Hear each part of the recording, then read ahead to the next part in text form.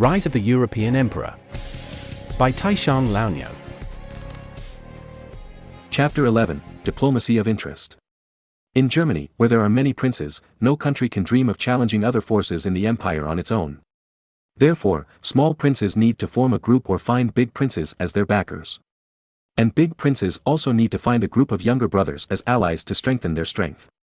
Therefore, although there are more than 200 princes of all sizes in the German region, in fact, there are only a few forces. The main ones are the emperor faction headed by the Habsburg family and the local power factions headed by the 7 electors. Of course, there are also some wealthy and powerful countries that do not need to rely on others and become one on their own. For example, the Duchy of Geddes, which provoked the conflict in the Frisian region, can form its own system because it is located in the fertile area of the lower reaches of the Rhine River, has good finances, and convenient freight transportation. In addition, Duke John II of Clever can also form his own system. Because he not only has the Duchy of Clever, but also the Earldom of Mark. Both countries are not small, and together they can be considered the number one force. What's more, John II's second brother Engelbert, who was also the Count of Nevers, was also one of this force. What's more, John II's third brother Philip became the Grand Master of the Teutonic Knights. In addition, some quasi-powerful countries will also form a group to form a force. The representative of them is the Swabian League. This is a group of nobles in the Swabian region who are neither strong nor weak, forming a self-protection force. However, this force has taken refuge with the Habsburg family of Maximilian I. The reason why Marin wanted to enter the imperial parliament was not only to obtain equal diplomatic status with other princes, but also to gain allies by participating in the imperial parliament to avoid becoming a lonely man in the future. Just like Prussia, which agreed to the small Germany in later generations, in addition to its military strength, diplomatic efforts are also very important. Even the importance of diplomacy is not inferior to military efforts. Who is Bismarck, the Prime Minister of the Second German Empire? He is a diplomat. It was thanks to his efforts that when Germany and France clashed, Britain and Russia did not hold Germany back, and even secretly supported it. Therefore, Prussia defeated France, the European power at the time, and achieved a new status as a great power. This is inseparable from Bismarck's superb diplomatic skills. Throughout Bismarck's life, he emphasized the importance of maintaining good relations with Russia. Because Bismarck knew that the Russian Empire had a huge territory, strong mobilization capabilities, and was very resilient. Therefore, during his reign, Bismarck always chose to win over the Russian Empire. In this way, not only did it avoid a powerful opponent who was obsessed with it, but it also ensured the stability of the territory on the Eastern Front, so that Prussia had enough energy to fight France alone. But during the reign of William II, this fool not only offended Britain and France in the West, but also tore his face with Russia, resulting in Germany being sandwiched between the East and the West. Even if the German army was strong, it could not withstand the combination of 2 fronts and 3 empires. The allies it chose were also 2 funny countries, Austria and Italy. Therefore, the success or failure of diplomacy is directly related to whether the expansion process is smooth. It should be pointed out that the reason why Prussia rose in the 19th century was not only because of militarism, but also because of the German customs union led by Prussia in 1834. Through this customs union, Prussia formed a close trade and interest union with most of the princes in northern Germany, except for several states such as Bavaria in the south, and successfully excluded Austria from the small German region. Through this customs union, Prussia issued a large number of thaler silver coins engraved with the head of the King of Prussia, allowing him to circulate in the German states. The subjects of various states who were accustomed to using Prussian thalers had no rejection of submitting to the leadership of Germany.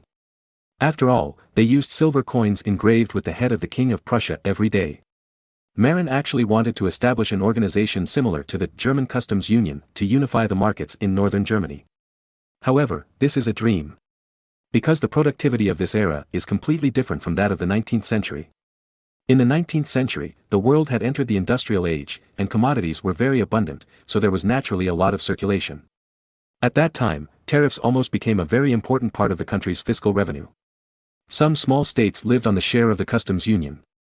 Prussia became the leader of the customs union because it included the Ruhr area in its sphere of influence after the war, vigorously developed industry, and became the strongest industrial country in the customs union. If it were another country, if its industry was not developed, even if it was the first country to initiate the customs union, it would not be able to become the leader of the customs union. In this era, let alone industry, even agriculture was backward and commodity circulation was extremely underdeveloped. Even the commercial channels in the German region were mostly controlled by the Hanseatic League. The princes basically lived on land rent. Because of poverty, they often had to borrow usury from big businessmen or the Hanseatic League. If they couldn't pay it back, they would use privileges to pay off the debts, or use mines to pay off the debts. The first financial family of this era, the Fugger family, was the main lender of the Habsburg family. Charles V was elected as the Holy Roman Emperor because the Fugger family provided 850,000 golden gold coins as bribes. In return, Charles V mortgaged many copper mines in Austria and Bohemia to the Fugger family. However, the rulers of the Fugger family never thought that there was a super large copper mine in Furen, Sweden. Not long after the Fugger family got hold of many copper mines, the super large copper mine in Furen began to be developed on a large scale. Then, the copper price plummeted, the Fugger family's investment shrank a lot, and then it declined. Around July, the new imperial parliament will be held. The emperor informed Marin that he planned to recommend Marin to the imperial parliament at this imperial conference. The emperor greeted all the nobles within the sphere of influence of the Habsburg family, including the Swabian League, and they would support Marin to enter the imperial parliament. Before that, under the emperor's guidance, Marin also bribed the other 5 electors except the elector of Saxony and the king of Bohemia, the emperor's mortal enemy. The effect of the bribe was still good. Marin can rest assured that these 5 electors who have received money will call on their younger brothers to help Marin vote. However, Marin had overlooked a class before, that is, the imperial free cities. The imperial free cities are a very special group.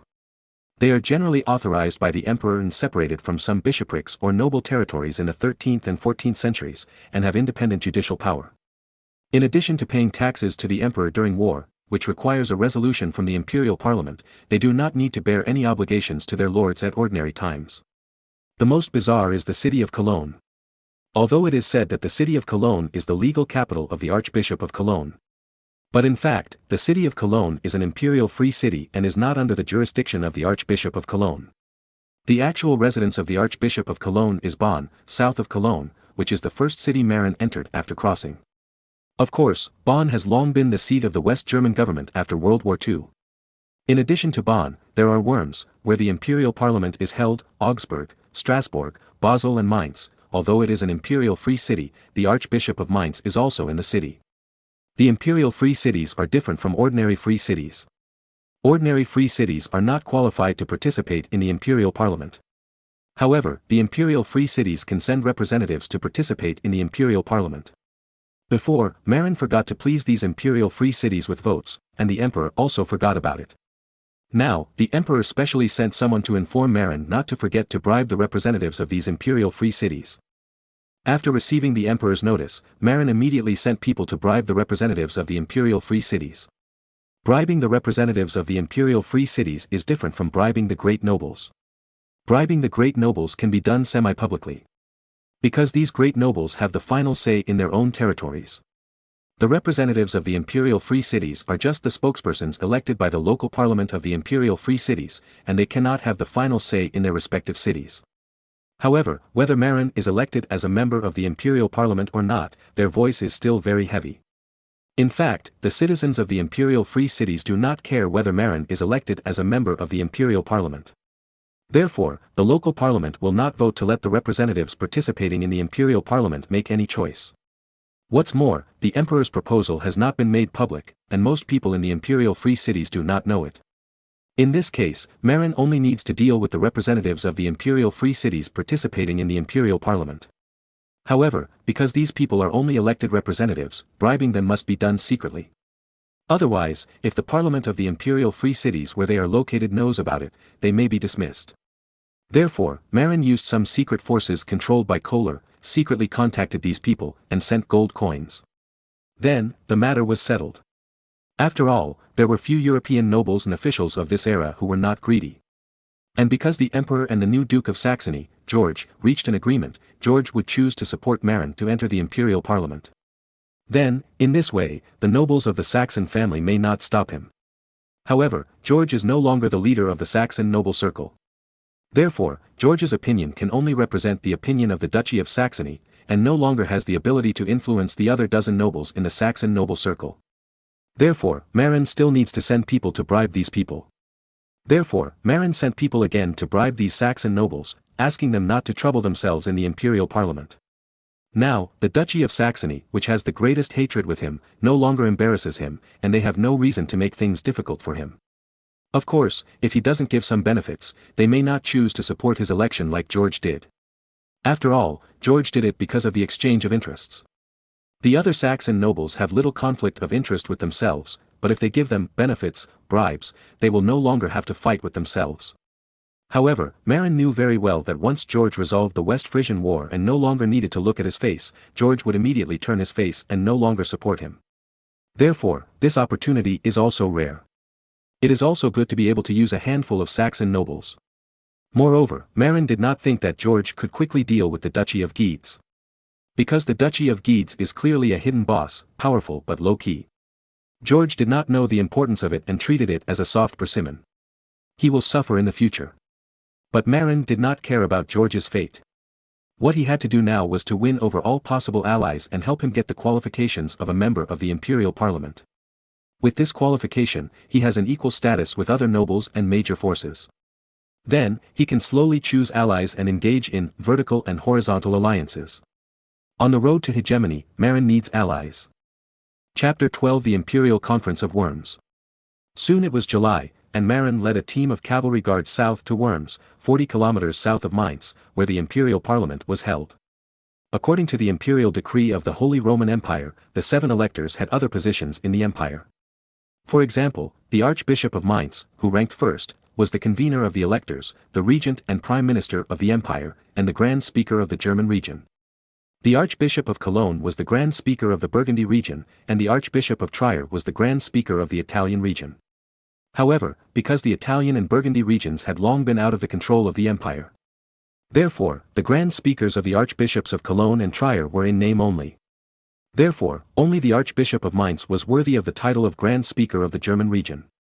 Therefore, the actual host of the imperial parliament was the Elector of Mainz. In order to accommodate the Archbishop of Mainz, the venue of the imperial parliament was simply placed in Worms, which was within the territory of the Archbishop of Mainz, only 40 kilometers away from the city of Mainz. As a newcomer to the imperial parliament, Marin naturally had to pay homage to the boss of the parliament first. So, before the parliament was convened, Marin brought a box of treasures to visit Archbishop Berthold von Hennenberg of Mainz. Archbishop Berthold of Mainz had complicated feelings for Marin. Obviously, Marin was promoted by Emperor Maximilian I and was the emperor's man. But now, Marin did not serve Maximilian I, but chose to become a separatist prince, and also conquered a county that was said to be passed down from his grandfather, and became a count. In fact, Marin's current identity is similar to that of the Archbishop of Mainz, both of whom are separatist princes. However, Marin's political stance tends to be with the emperor. The Archbishop understands this a little. Because the old princes like himself did not accept him at all, then Marin could only choose to continue to hold the emperor's thigh. But in view of the fact that Marin had given gold and silver jewelry worth more than 20,000 gold coins twice in a row, Archbishop Berthold decided to agree to let Marin enter the imperial parliament. Anyway, the seat of a secular prince is nothing.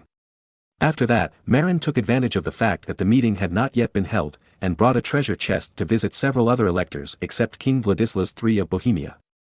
Among the several electors, the mood of Frederick III, the Elector of Saxony, was the most complicated. In the previous Battle of Laer County, Frederick III also suffered a lot of losses. Because in the last war, the former Duke of Saxony, Albrecht, also borrowed a lot of troops from the Electorate of Saxony. In the battle, the troops belonging to the Electorate of Saxony also suffered a lot of casualties. Therefore, it is difficult for Elector Frederick III to have a good impression of Marin. However, this cannot be blamed on Marin. Because it was his uncle Albrecht, not Marin, who provoked the incident. Therefore, the feelings of Frederick III, the Elector of Saxony, towards Marin were the most complicated, and he was somewhat unsure whether he should support Marin. Even if he accepted Marin's gift, he was still uncertain. In fact, Marin did not hold much hope for Frederick III. Because, after all, the relationship between the two sides was not good. The reason why Marin insisted on giving him gifts was that he did not want Frederick III to obstruct him in the imperial parliament. After all, the official position of the Elector of Saxony in the Holy Roman Empire was the imperial marshal, the highest general in the entire empire, with great prestige and influence. Although Marin had bribed many Saxon nobles. But if Frederick III strongly opposed it at the imperial conference, it was hard to guarantee that there would not be Saxon nobles who would turn against him and choose to oppose it. Therefore, even though Marin knew that there was little hope, he still sent him a heavy gift, so that the other party would not make trouble for him. In fact, this imperial conference was mainly to mediate the conflict between the emperor and Switzerland, who were fighting fiercely. Now, the two sides are fighting hard and fiercely. The Swiss had the upper hand, but the emperor had natural barriers, so there was no great danger. However, the emperor could not bear to trap the army in the Graubünden area and fight with Switzerland. After all, more than 10,000 troops were almost the majority of the royal power. Being trapped in Graubünden was not conducive to protecting territories such as Austria and Burgundy. Moreover, the continuation of the war consumed a lot of resources, and countless money was spent every day. This made the emperor distressed, so he asked the Archbishop of Mainz, who was the Grand Speaker, to convene an imperial conference to urge the Swiss to stop the attack. Alternatively, by declaring the Swiss as traitors, the emperor could collect a war tax from various countries or imperial free cities to relieve economic pressure. In fact, the imperial parliament would hold a regular meeting almost every year. The Archbishop of Mainz was not willing to meet the emperor's conditions, but as the nominal prime minister, he could not give the emperor no face at all. In private, the Archbishop of Mainz had already discussed it with other electors. In the end, their solution was to verbally condemn the Swiss behavior, but not to impose any actual punishment on the Swiss. In other words, everyone decided to sympathize with the emperor on the surface and shout verbally. But they would not give the emperor actual benefits. Otherwise, the emperor defeated the Swiss and became stronger, and maybe he would come to clean up the princes. Sure enough, after the new imperial conference was held, the princes were very tacit. When the emperor proposed that Marin join the imperial parliament, everyone had received benefits and felt that it was no big deal. So most people chose to support it. Frederick III, the Elector of Saxony, chose to abstain, and most of the other Saxon nobles voted in favor. With more than 2/3 of the votes, Marin finally got a seat. In the future, Marin can choose to attend the imperial parliament in person or send a representative. After all, his seat has no say in the imperial parliament, and it doesn't matter whether he comes to the imperial parliament or not. Unlike the Archbishop of Mainz and others, they are the leaders of the imperial parliament, so they naturally have to come forward in person to stir up the world in the imperial parliament. But then, when the emperor proposed to punish the rebellious Swiss alliance, the princes were very tacit. On the surface, everyone strongly condemned the expansion of the Swiss. But in fact, when the emperor asked the imperial parliament to approve the collection of war taxes, most people expressed opposition. The princes believed that the conflict between the emperor and the Swiss occurred within the Holy Roman Empire and was a struggle for hegemony among the princes, not a foreign war. Generally, the struggle for hegemony among the princes is not qualified to levy war taxes within the empire. Unless it is a foreign war like the invasion of the Ottoman Empire, everyone will approve it. Before, when the Italian War broke out, the princes also disagreed with the collection of war taxes because the war did not break out in Germany. If the French army invaded the German region, the princes would be able to reach a consensus quickly. But the French did not come, and the princes had no interest in interfering. Moreover, they were afraid that the emperor would take the opportunity to become bigger and stronger. Therefore, as usual, most of the princes chose to suppress the emperor. On the surface, they issued a joint statement condemning the expansion of the Swiss. But in fact, it is useless, just like the solemn statement issued by the Ministry of Foreign Affairs of a certain country in later generations, which is all bluffing and has no practical significance.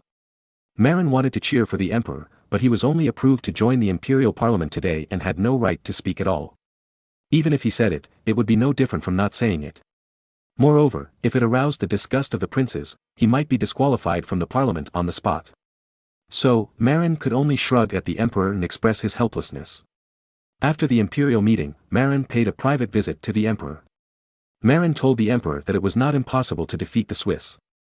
For example, the general Franzberg he sent to support the emperor was a very good general.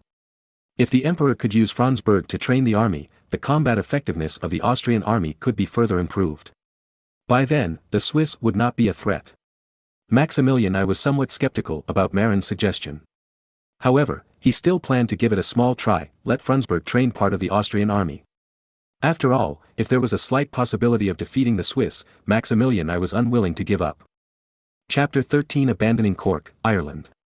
In this era, Europe was in chaos and war. Of course, it was not as chaotic as Italy. King Louis XII of France had completed the occupation of the Kingdom of Naples and returned to the court. As in history, the French did not completely occupy the entire Kingdom of Naples, but jointly occupied the Kingdom of Naples with Spain. Among them, France occupied the northern half, and Spain occupied the southern part. The southern region is also the southernmost tip of the Apennine Peninsula. Originally, Louis XII was unwilling to share the fruits of victory with the Spaniards. However, if the territory is not divided with the Spaniards will support the Kingdom of Naples and confront France. You know, Sicily, which belongs to the Kingdom of Aragon in Spain, is next to the Kingdom of Naples. It is not too simple for the Spaniards to support Naples. Not only can they use Sicily as a base to support the Naples resistance, but they can also use Sicily as a base for exiles from the Kingdom of Naples. In any case, if Spain is not appeased, the French will not have an easy time. In desperation, Louis XII decided to compromise first and gave the southern part of the Kingdom of Naples to Spain. According to the agreement, Spain gave up its asylum to the royal family of Naples. In the end, King Frederick IV of Naples was captured by the French army because the Spaniards refused to asylum him, and was taken back to France and deposed from the title of King of Naples. Louis XII forcibly exchanged the title of a French count for his Kingdom of Naples. The southern part of Naples obtained by Spain is actually a relatively poor area of Naples. The core area of Naples is still the northern part of Romagna, centered on the city of Naples. In fact, both King Louis XII of France and King Ferdinand II of Spain had their own ulterior motives, which also laid the seeds for the two countries to turn against each other for Naples in the future. Of course, it was precisely because the monarchs of the two countries turned against each other for the Kingdom of Naples that the Spanish phalanx, which had been rampant in Europe for 100 years, appeared in the original history.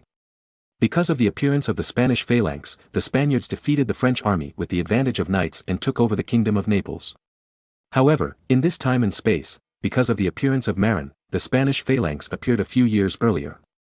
What's even more bizarre is that the Spanish phalanx is no longer called the Spanish phalanx in this time and space, but the Marin phalanx. What's more interesting is that Gonzalo de Cordova, the original creator of the Spanish phalanx, actually came to learn this Marin phalanx from Marin. To be honest, Marin, the Ligue, met the genuine Ligue Gonzalo, and at the beginning, he was still guilty. But over time, Marin's face became thicker, and he shamelessly pointed out the original creator Gonzalo. And after Gonzalo de Cordova learned the Marin phalanx from Marin, he was also shocked, and he immediately saw the ability of this phalanx to restrain the French knights. To be honest, if Marin's phalanx encounters the wretched Mongolian archers, it might be abused like a dog. Therefore, Marin specially formed black shirt knights and lancers. Because the biggest disadvantage of this phalanx is that it lacks attack power and is more suitable for defense. However, this is not a problem for Spain. Because Spain has a lot of light cavalry, which can completely deal with arms like archers similar to Mongolian cavalry. Moreover, the main arms of the Spanish opponent, the French, are plate knights and Swiss spearmen. These two arms just can't cause trouble to the Spanish phalanx. Therefore, Gonzalo de Córdoba attaches great importance to this phalanx, and with the authorization of Ferdinand II, he formed several such phalanxes and supplemented them with a large number of hussars, close combat light cavalry. Even Gonzalo de Córdoba has planned that when his Marin phalanx is well practiced, he can turn against the French. In France, Louis XII has been away from Paris for a long time. So, he can't wait to return to Paris to take control of the government. After all, the power of the government is not assured if it is in the hands of others for a long time. Therefore, after leaving some troops to garrison the Kingdom of Naples and the Duchy of Milan, Louis XII returned to Paris with half of the army. In the Duchy of Milan, the situation has also changed. Originally in history, after the French left Milan and went south to Naples, Ludovico Sforza of the Duchy of Milan obtained the support of some Swiss mercenary leaders, obtained a Swiss mercenary, and recovered the Duchy of Milan. But in this time and space, because the Swiss fought with Maximilian I, they were unable to withdraw troops to help Sforza. Therefore, Sforza has not been able to find an opportunity to obtain enough mercenaries to counterattack Milan until now. Of course, this is not his misfortune, but his luck. Because, the Swiss mercenaries who originally helped him recover Milan in history, after the French sent a large number of Swiss mercenaries to suppress them, actually used the so-called Swiss don't fight Swiss as an excuse to abandon him directly, making him waste so much money, and finally ended up fleeing in a hurry. Therefore, although he did not get the opportunity to counterattack, he did not waste money to hire the Swiss. After Louis XII returned to Paris, he warmly received Count Edward and was willing to provide him with mercenaries to help him compete with Henry VII for the British throne. In order to win over Count Edward, Louis XII also arranged for Anna, the daughter of a French nobleman, to marry Count Edward and got engaged. In this way, if Edward becomes the King of England in the future, his wife will be French. However, although Louis XII is willing to support Count Edward with enough money to hire mercenaries and is willing to introduce some French and Swiss mercenaries to him, However, Count Edward lacks territory and has no place to place the army. And Louis XII is not happy that Count Edward puts the army in France. Because that would bring danger to France. You know, mercenaries are not good things. Where they are stationed, God knows what bad things they will do. To fight Henry VII, Count Edward needs to recruit at least 10,000 mercenaries. 10,000 troops, no matter where they are placed, are a huge disaster and may also endanger the security of France. Therefore, Louis XII asked Count Edward to recruit all the mercenaries and then take down Calais, the last stronghold of Britain on the continent, and then use the Calais region as a springboard to attack Britain. However, Britain was able to keep Calais from being taken away by France. Obviously, the defense here was very good. The Calais fortress is also a fortress that is difficult to conquer.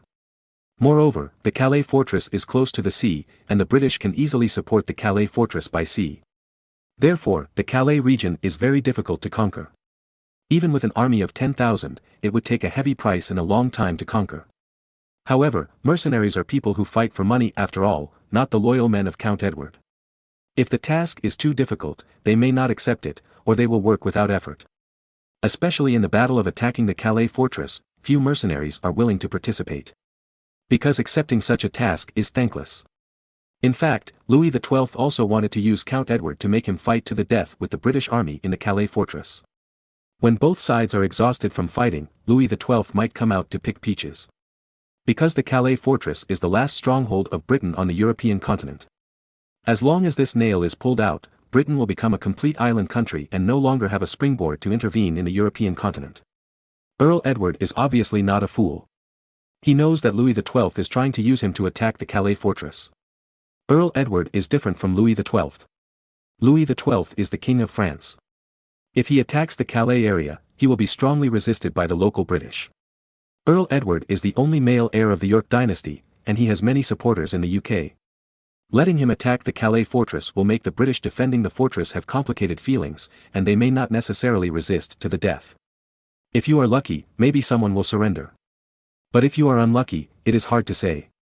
Even if the Calais fortress is captured, Louis XII may incorporate the Calais fortress into French territory in a blink of an eye. Therefore, for Edward, it is not cost-effective to attack the Calais fortress, and it is also a very bad choice. Therefore, Earl Edward was very depressed, so he went to the secret representative of the North Sea Chamber of Commerce secretly established by Kohler to complain. The secret representative of the North Sea Chamber of Commerce quickly sent the information back to East Frisia. Then, Kohler sent the information to the desk of Marin, who had just returned from Worms. So, Earl Edward has no foothold now, so he is forced by the King of France to attack the Calais area as a foothold. Marin asked after reading the information. Yes, sir, Earl Edward has now recruited 5,000 mercenaries, including many French and Swiss. Their combat effectiveness is not bad, but they lack a foothold and have difficulty obtaining supplies, so they can only rely on France.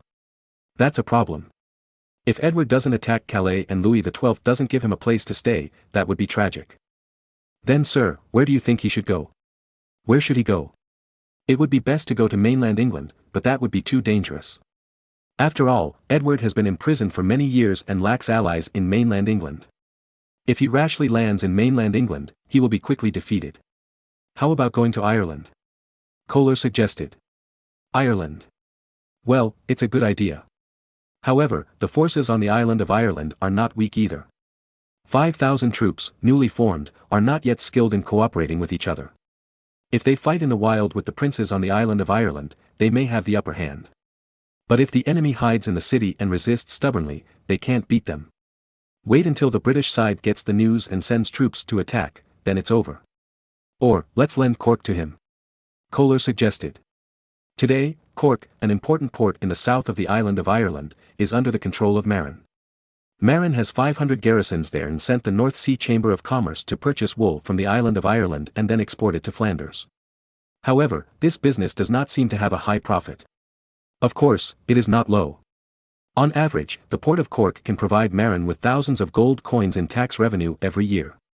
Because there are more than one port on the island of Ireland. For example, Dublin, which is directly controlled by England, is an excellent port. Most of the goods in the northern and eastern regions of the island of Ireland go through the port of Dublin. Moreover, even in the southern region, Waterford to the east of Cork is also an important port. Including Limerick and Galway on the west coast, they are all export ports and are in competition with Cork. The most important thing is that because Marin secretly occupied Cork, it was not easy to openly raise a flag to solicit business. If he attracted the attention of Henry VII and his identity was exposed, he might be attacked by the British army and might trigger a war between the East Frisian county and Britain. If he kept silent, it would be difficult to attract enough merchants. Therefore, Cork City became a chicken rib-like existence. It did not meet Marin's original expectations, but the profit was not small. Every year, it can provide Marin with thousands of gold coins in taxes. You know, this tax is the remaining after deducting the support of 500 garrisons and paying the salaries of local administrators. After thinking about it, Marin finally decided to give Cork to Earl Edward so that he would have a place to live, so that he would not be like Lou Bay in the early days, without a base. Edward has 5,000 troops and a strong city like Cork. Even if tens of thousands of British troops come to attack, they cannot take it down. Unless 50,000 troops are dispatched, it will be more certain. But does Henry VII have the money to hire 50,000 troops? Obviously not. If Edward can win over a few more native states on the island of Ireland, it will be even more perfect. At that time, Edward will use the island of Ireland as a base and fight with Henry VII, and Britain will not be able to have peace.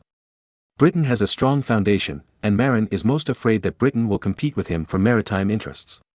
With Edward and Henry VII making trouble, Britain will be exhausted in the continuous civil war, and it will be difficult to rise. Moreover, the black-bellied Marin plans to act as a boxing referee between Henry VII and Earl Edward in the future.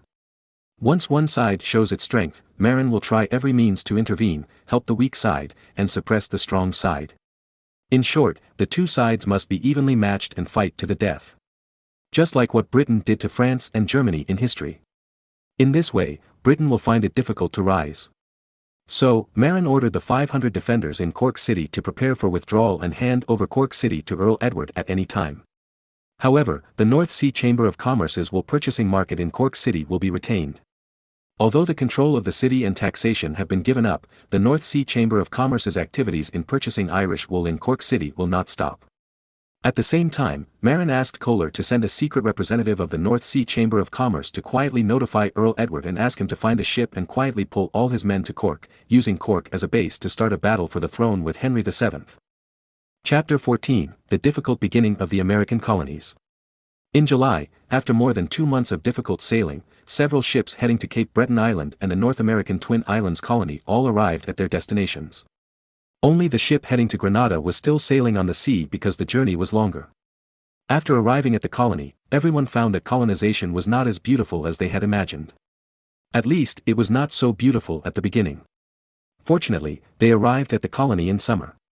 If it were winter, the Cape Breton Island branch would definitely be frozen to death. Because Cape Breton Island can be as cold as -10 degrees in winter. Even for the North American Twin Islands, several degrees below zero is not a problem. If immigrants come here in winter, they will definitely freeze to death because there are no houses. But even in summer, there are a lot of troubles. First of all, the immigrants have no houses. Therefore, the first thing people who arrived at Cape Breton Island and the North American Twin Islands did after getting off the ship was to go logging collectively.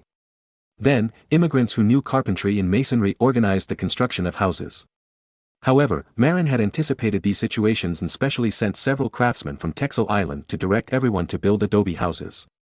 Adobe houses are simple to build and save money. Moreover, the time is very fast. More importantly, Marin designed an adobe house with a brick bed inside. It is summer now, and it is not visible yet. When winter comes, the advantages of such an adobe house will be obvious. However, even if you want to build an adobe house, you have to cut down the trees first. Because, whether it is Cape Breton Island or the North American Twin Islands, there are towering trees dozens of meters high everywhere, and it is a primeval forest. If you want to build a house on the island, you must first make room for a piece of open space, right? Therefore, the immigrants who have just arrived on Cape Breton Island and Amerigo Island, Nantucket Island, in the North American Twin Islands, the first thing to do is to cut down the big trees that are in the way. And cutting down big trees is a very heavy physical work. In fact, the process of cutting down big trees is not troublesome. The real trouble is to move the felled trees to the designated location, and to dig out the roots after felling the trees. Among them, the most painful thing is to dig out the roots. These are not small trees that are a few meters high, but towering trees that are dozens of meters high. Their roots are intertwined and can occupy an area of dozens of square meters. Digging out such tree roots and digging them clean is simply a big project. These days, there are no excavators, let alone Lanshan technicians. Therefore, everyone can only dig the roots with shovels and pickaxes by manpower. However, digging out the roots that occupy dozens of square meters from the deep ground is simply exhausting. Fortunately, these immigrants are all young people, otherwise, they really can't do it.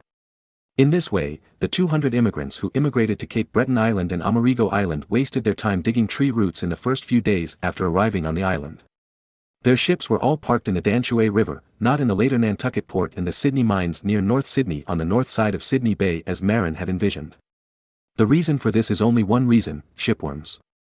Shipworms are a very hateful animal, and their existence is simply the mortal enemy of the Great Voyage. Because these shipworms will attach to the bottom of the sailboat, like termites, feeding on wood and corroding the hull. When the shipworms corrode to a certain extent, the bottom of the ship will be corroded. Then, water will enter the bottom of the ship, causing the ship to sink. In the famous Anglo-Spanish naval battle, the Spanish Invincible Armada did not actually lose much under the attack of the British Army, but there were many ships that were silent in the Atlantic because of shipworms. Most of the silent warships were because the shipworms corroded the hull. In the naval battle, they were hit by British artillery and the waves at sea, which led to leakage and silence, rather than being sunk by artillery on British ships. The attack of British artillery actually killed many sailors on the deck of the Spanish warship, but it directly sank many Spanish warships. After all, the Spanish warships were also professional warships that used a lot of wood to thicken the side, and it was not so easy to penetrate the side. But the corrosion of sea maggots is very difficult to control. In ancient Greece, people noticed the harm of shipworms. At that time, people used asphalt and tar to apply to the bottom of the ship, which was indeed effective in a short period of time. But asphalt and tar soaked in seawater will slowly dilute the toxicity. When the toxicity is gone, the shipworms will attach again and continue to gnaw the bottom of the ship. This problem was actually not solved by the British Royal Navy until the 18th century. That is wrapping a layer of copper skin on the bottom of the ship. The copper skin ship maggots can't bite it, and the copper skin is corrosion resistant and difficult to damage in water. If it is wrapped with iron sheet, it will rust quickly. However, this idea, don't even think about it in this period of time in 1501. Because the price of copper is too expensive. The silver-copper exchange rate is 1 to 15. Only the fighter among the local tyrants in the Middle East who traveled through time with money exchanged for gold and silver can wrap the bottom of the ship with copper skin. Of course, shipworms have another weakness, that is, they cannot survive in fresh water. Because shipworms are marine organisms and cannot survive in fresh water. Therefore, in the ancient wooden ship era, ports were generally chosen at the mouth of the river. Such a location is conducive to going to sea, and because the ship stops at the mouth of the freshwater river, the shipworms will automatically escape. Therefore, the immigrants sent by Marin to Cape Breton Island and Amerigo Island chose to stop the ship at the mouth of the freshwater river instead of the port that Marin expected. Because the ships of later generations are all steel or aluminum alloy hulls, they are naturally not afraid of shipworms. Therefore, the ports of later generations go directly into the sea. But the ports of this era are often at the mouths of large rivers. For example, London is on the banks of the Thames. Ocean-going ships, coming to London, must first enter the Thames and then dock on the banks of the Thames. Emden, the largest port in East Frisia occupied by Marin, is also on the EMS River. Only at the ports of freshwater estuaries or rivers can ships dock for a long time. Otherwise, ships cannot withstand the long-term corrosion of shipworms. At present, the ships arriving at Cape Breton Island and Amerigo Island have entered the estuaries of freshwater rivers to drive away shipworms. And the immigrants also chose the estuaries of freshwater rivers to establish settlements. However, because the estuaries of freshwater rivers are all fertile deltas, there are towering trees dozens of meters high, which are extremely difficult to cut down. But in any case, Marin is right about one thing: this is an undeveloped virgin land with fertile soil. So, although it is extremely difficult to move the felled trees and dig the roots, the immigrants still choose to persist. Because as long as the difficulties in the early stage are overcome, a better life will come later. While the immigrants were cutting down trees and digging roots, the fishermen who came with the fleet drove small fishing boats and began to try to go out to sea to fish. Because they had just arrived in a new place, the fishermen were not familiar with the local geographical environment, nor did they know the distribution of underwater reefs. Therefore, at the beginning, these fishermen who came to the new place were very careful and drove the boat very slowly. Therefore, the fish they caught were limited. In addition, they caught many American fish species that had never been seen in Europe. When they encountered this new species, they did not dare to eat it casually for fear that it was poisonous. Therefore, these fish had to be put aside first and not eaten by everyone. When they catch live prey in the future, they will feed the prey to test it. Only those that are not poisonous can be eaten. Therefore, at the beginning, these fishermen could not fully provide food for the colonial immigrants. But fortunately, Marin's immigrant ship also brought a lot of food, so there was no need to worry about starving people to death. After a period of time, the fishermen became familiar with the surrounding environment, and they could catch a lot of fish to meet the immigrants' food needs. Because it was summer when we came, we had missed the time for spring plowing. Therefore, even if we reclaimed the arable land, we could only plant a small amount of crops suitable for autumn sowing. However, before reclaiming the wasteland, we also need to cut down the towering trees that occupy the fertile soil and dig out the roots. This work is much more arduous than building a settlement. Because the settlement area is limited, and the area required for arable land is very large. This also means that there are many more trees that need to be cut down, and the number of tree roots that need to be dug is also very amazing, and even very scary. Governor Garland, who is responsible for leading the colonization of Cape Breton Island, and Governor Terra, who is responsible for colonizing the 2 islands of North America, both of them were knight attendants of Marin, but they were not talented enough, so they were arranged by Marin to be governors in the colony, are deeply aware that they can't think about farming in the second half of this year. They will probably spend the rest of the year cutting trees and digging tree roots. Only in the spring of next year can they plant the seeds of crops during the spring plowing season and then wait for the autumn harvest. However, they remembered that Marin asked them to come to America to colonize and pay attention to obtaining enough wood for shipbuilding. For example, the cut oak trees must be air-dried and preserved for future shipbuilding. As for the immigrants building houses and cooking, they all use wood that is not oak. Anyway, there are a lot of them. Therefore, Garland and Terra ordered that the cut oak trees be carried as a whole to a place sheltered from the rain and wait for them to dry. As for other woods such as pine and birch, because they are not needed for shipbuilding or are not needed much, they were directly ordered to be divided into several sections. In this way, the wood divided into several sections is also convenient to carry away. Otherwise, logs dozens of meters long are too difficult to carry. Chapter 15 Simon grows up. Old Hoffman and Lady Mary have a total of 5 children, Adler, Marin, Simon, Albert and Anne. In 1494, when Marin first traveled through time, Simon was just a little kid under 12 years old. Now, more than 6 years later, Simon has grown into an 18-year-old man. According to the rules of Old Hoffman, Simon would have been kicked out of the house and become a wandering knight. However, Simon's brother Marin is now the Earl of a county, so it is necessary to ask Marin's opinion. After Simon's coming-of-age ceremony, the main adult members of the Hoffman family gathered together to discuss Simon's life arrangements. Let's talk about it. Simon is an adult, how should it be arranged? Old Hoffman started, but he turned his attention to Marin. Because Marin is more capable of supporting his younger brother. Adler's fiefdom was given by Marin. Before Marin spoke, Simon, who was sitting at the end, interrupted. Brother Marin, arrange for me to go to the military camp. I want to become a general by relying on military merits. But just after he finished speaking, his head was slapped by Old Hoffman. Children should not interrupt when adults are talking. Simon immediately looked aggrieved. I am already 18 years old, I am considered an adult. Big P, those who are not married are all children. Old Hoffman suppressed Simon with a dignified face. Now, it is not convenient for him to suppress his second son, and he also has to give face to his eldest son. Then, the prestige of being a father can only be used on the 3 younger ones. Simon was suppressed and had to shrink back. Mrs. Mary thought about it. How about arranging Simon to be a civil servant?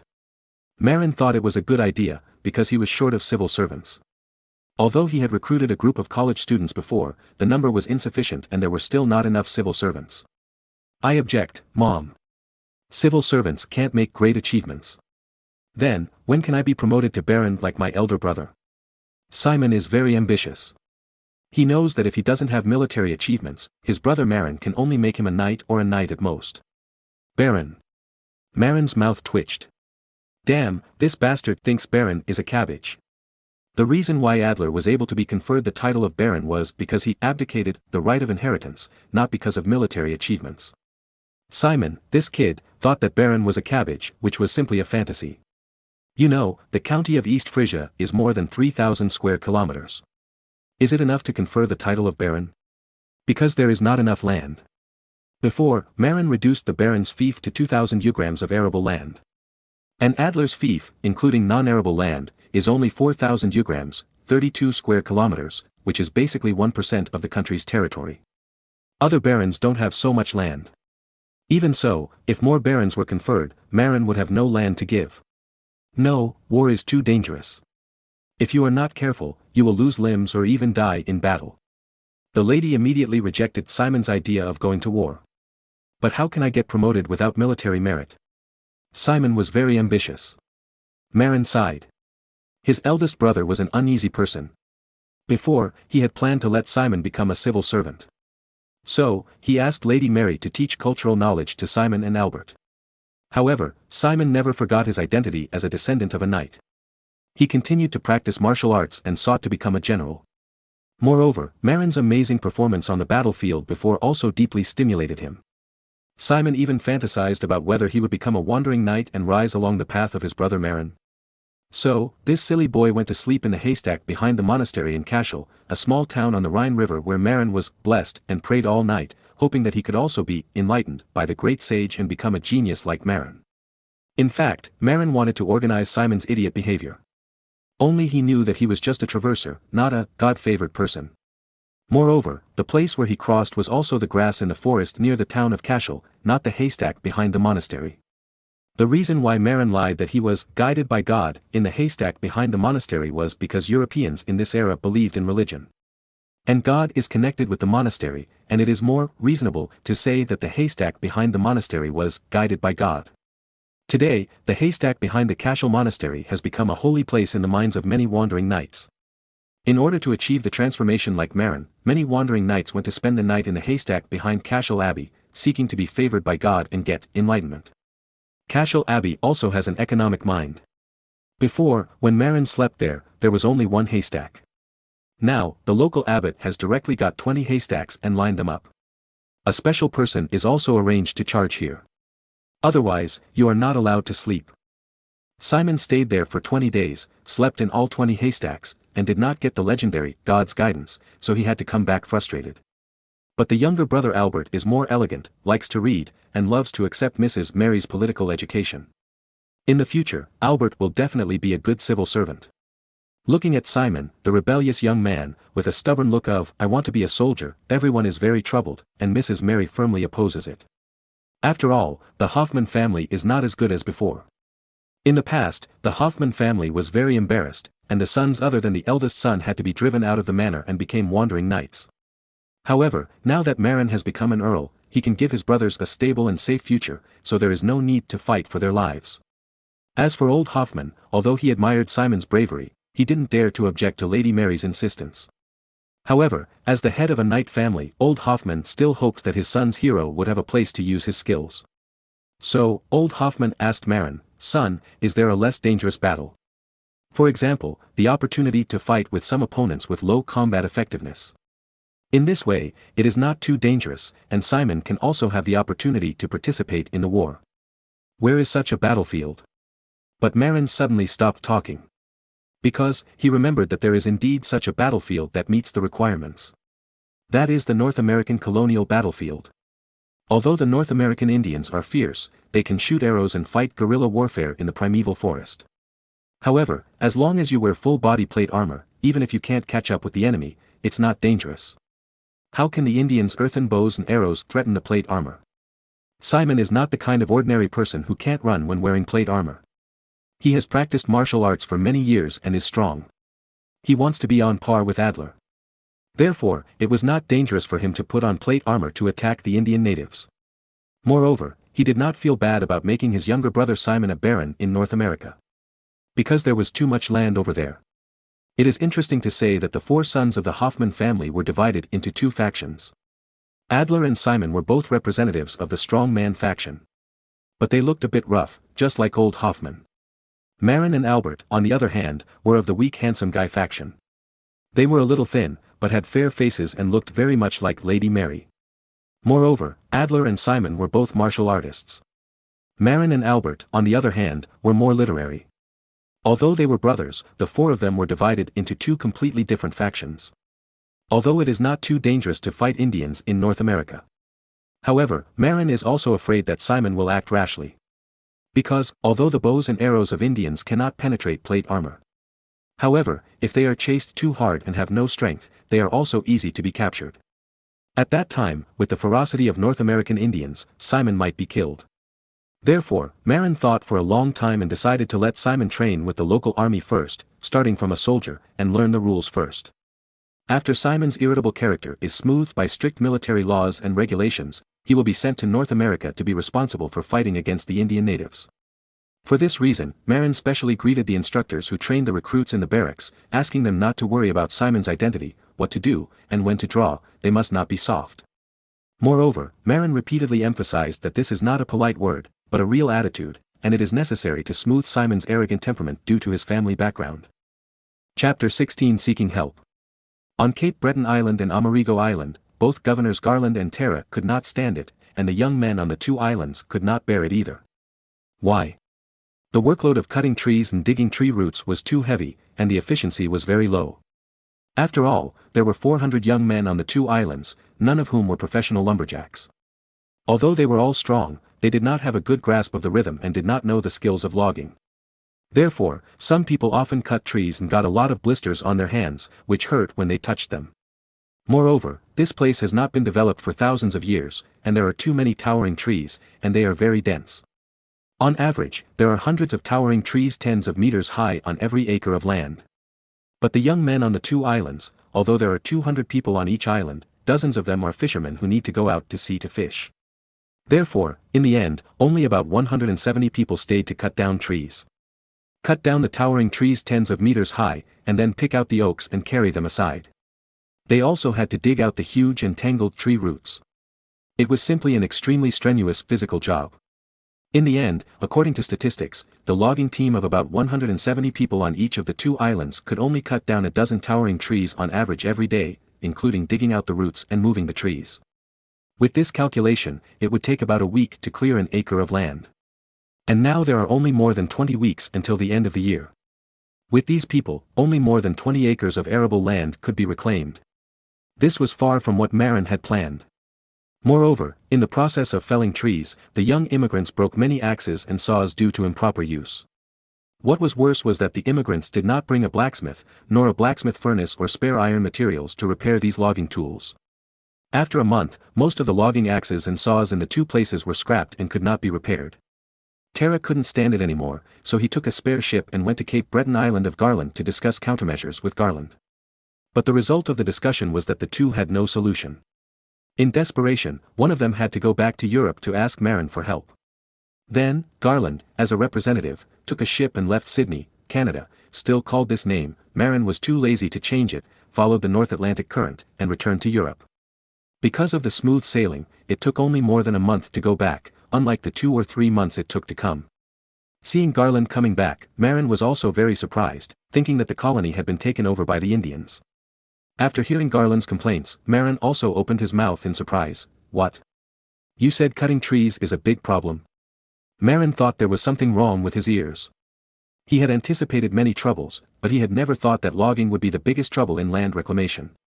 Yes, young master, you don't know, over there in the savage continent, there are towering trees that are dozens of meters high everywhere. It's rare to find one in Europe. But there, they are everywhere. Such big trees have wide trunks and are not easy to cut down. Even if they are cut down, they are difficult to move. Generally, it takes dozens of strong men to carry them together to slowly move them away.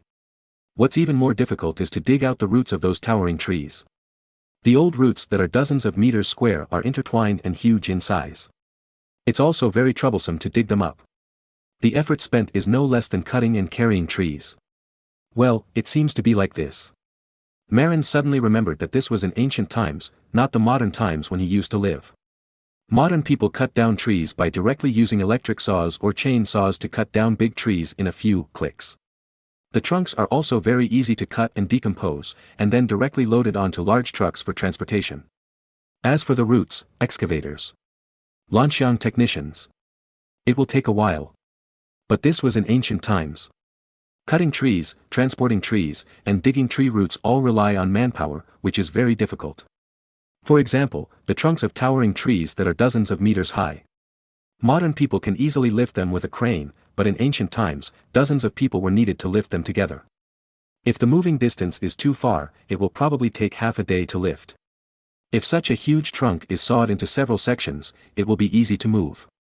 But in order to obtain wood for shipbuilding, Marin forbade the splitting of the entire oak trunk, and had to move it as a whole, which undoubtedly greatly increased the workload. Speaking of which, Marin was also anxious. He had just arrived at the colony, and he was thinking about shipbuilding before he had even established a firm foothold. He even knew the principle that taking too big a step can easily lead to a setback. So, Marin thought about it and made up his mind, let's do this, Garland. When you go back this time, tell everyone that next time you encounter oak, you don't have to keep it as a whole. Just saw it into several sections like other trees and move it away. Within this year, you don't have to consider keeping the whole oak. When you have established a firm foothold on the island and are not in a hurry to open up farmland, you can slowly pay attention to felling oak and preserving and storing it. In addition, don't give up on the ones that were previously stored, and continue to store and dry them. Yes. Thank you for your understanding, young master. Garland was very happy. Not having to move dozens of meters long oak logs as a whole can indeed save a lot of effort.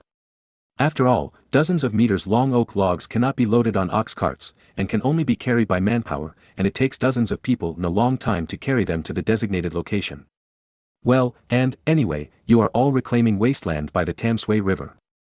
How about this, you don't have to deliberately pursue the squareness of the fields, just cut down trees along the river first. In this way, when cutting down trees, just push the big trees into the river and let them flow away with the river. Of course, it's not that we don't want the wood. It's that you control the logs floating in the river, and then find a time to drag them to a certain place, and use a labor-saving movable pulley to lift them ashore. Master, what is a movable pulley? Marin suddenly remembered that Garland was a semi-illiterate. He was a serf's son and had never been to school. It was only after he became his servant that he read a little with Schwartz. He was only able to read, which was equivalent to the level of 3rd or 4th grade in elementary school. It would be strange if he knew about movable pulleys. However, to lift and transport large logs that are dozens of meters long, mechanical power is necessary. And there were no cranes and excavators in this era. Then, movable pulleys are the best labor-saving choice. Equipped with labor-saving levers, it is absolutely easy to lift heavy objects. Also, master, we cut down trees over there, and because everyone is not familiar with logging techniques, we broke a lot of axes and saws. Well, okay, I'll recruit a group of professional lumberjacks to guide you. As for axes and saws, this time I'll make a batch for you with high-carbon steel. Before, the tools that Marin asked the immigrants to carry were all purchased and collected from the public. They were all produced by private blacksmith shops. They were probably wrought iron made by the block smelting method, and were not strong enough. Cutting down so many big trees is indeed easy to break. High-carbon steel has high strength and is also very wear-resistant. It is definitely more durable to use it to make axes and saws. In addition, Marin decided to select some experienced dock workers who know how to use pulleys to unload cargo at the dock, go there, and direct the young immigrants to use the movable pulley to lift the logs in the water. It is much easier to cut trees directly by the river, push the trunks directly into the river, and then drag them to the designated location than to carry the trunks on land. And when you reach the designated location, it is also much easier to lift the trunks with a movable pulley. In short, science is power. Trees near the river are much easier to deal with than trees far away from the river. After dealing with the trees, we can free up space to reclaim as farmland. Reclaiming wasteland is not difficult. Just use oxen to pull a curved plow to plow the land. Marin has a lot of oxen now, so at most he can just load more on the ship and transport them over. Moreover, the cultivated land on the river bank is very convenient for irrigation. If it is far from the river, it will cost manpower to dig irrigation canals. In addition, Garland also brought back some bad news: there are bears on Cape Breton Island. Damn, bears are ferocious animals, and tigers are afraid of them. If you accidentally provoke them, it will be fatal. This is no wonder, bears are swimming animals and fishing masters. Cape Breton Island is separated from the North American continent by only a relatively narrow strait, and bears can swim to the island and live there. However, Amerigo Island, Nantucket Island, does not have such ferocious animals because it is far away from the land. Marin did not want his immigrants to be harmed by bears, so he decided to recruit a group of experienced hunters, with muskets, to concentrate on hunting bears on Cape Breton Island, and kill one when he saw one. In the face of human safety, Marin believes that the lives of animals are not worth mentioning. Even if extinct dinosaurs appeared, if they dared to hurt people, Marin would order them to be killed without hesitation. Even if he wanted to protect animals, Marin would only choose to protect docile animals like giant pandas. Any animal that threatens human life, as long as it crosses the line and competes with people for living space, deserves to die. In fact, in his previous life, Marin felt that the fanatical animal protectionists who tried their best to protect beasts and venomous snakes were mentally abnormal. Animals that threaten human life, such as tigers, lions, and venomous snakes, can be protected, and they should be locked up in zoos for protection, rather than being left in the wild to threaten human life. Some people strongly emphasize that we should respect the living habits of animals and let them live freely in nature. However, who will pay for the lives of those who were killed by jackals, tigers, leopards, and venomous snakes? Marin believes that those overly fanatical wildlife protectors have human bodies, but their brains have become those of animals. In nature, humans and animals are originally in a competitive relationship of survival of the fittest. If humans want to become the masters of the world, they will inevitably infringe on the interests of other animals. One-sided emphasis on animal protection is actually a betrayal of humanity and associating with beasts. Of course, it is right to protect rare species. However, those rare beasts, no matter how rare they are, cannot be left in the wild, giving them the opportunity to threaten human life and safety. To protect them, fenced zoos should be built to separate them from humans. Otherwise, letting them move in the wild is actually irresponsible to humans themselves. In his previous life, Marin often speculated that those fanatical animal protectors would not be monsters transformed from animals. Otherwise, why would they try so hard to protect beasts and oppose people everywhere? The hunting of bears was happily decided. Marin planned to organize 30 skilled and strong hunters, using matchlock guns, to concentrate on killing any bears or other beasts that appeared on Cape Breton Island. In this way, the safety of the immigrants can be fully guaranteed. Considering that there are too many trees on the island, Marin arranged ships and prepared to transport another 400 people to the two islands to help cut trees and reclaim land together.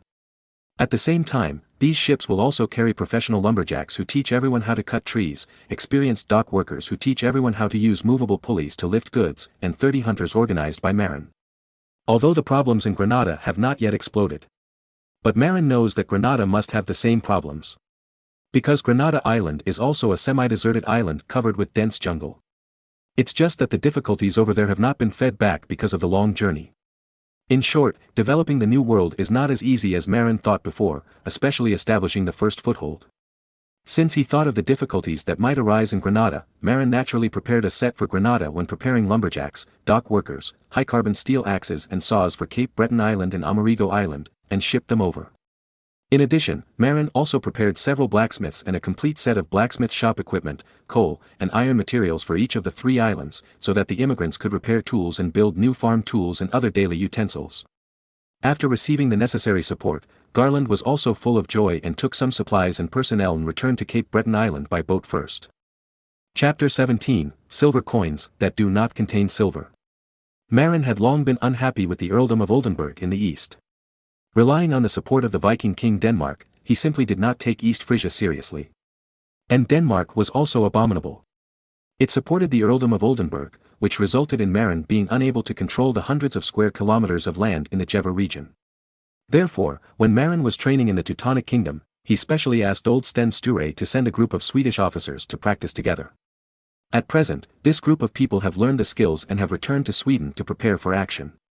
And Marin also intends to support their independent actions financially. For this reason, the mint that had been stopped for a long time and was dedicated to minting inferior coins started working again.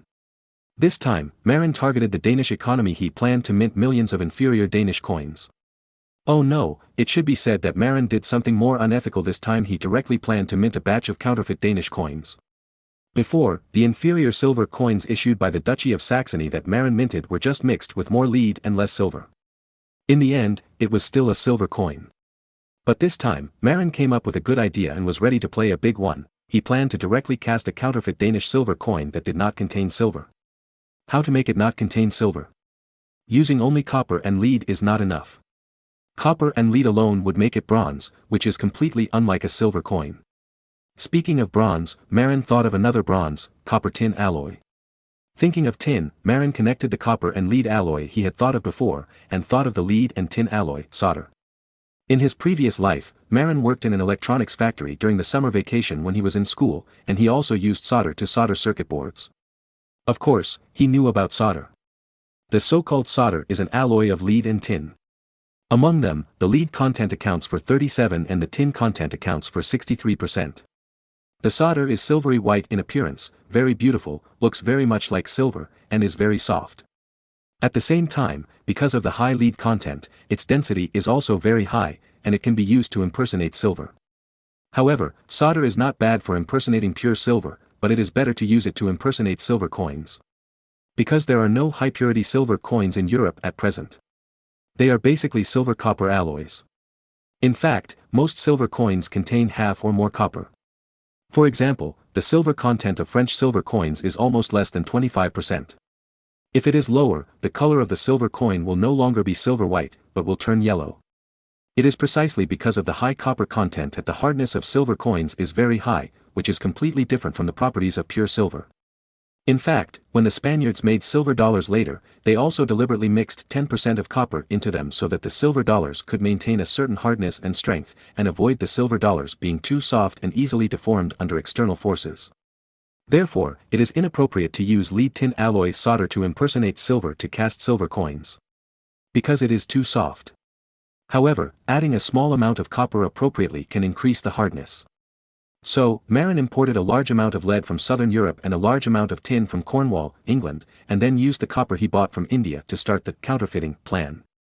After calculation, Marin added 10% copper to the silver coin to increase the hardness of the silver coin. Then, adjust the proportion of lead and tin to achieve the same density as the imitated silver coin.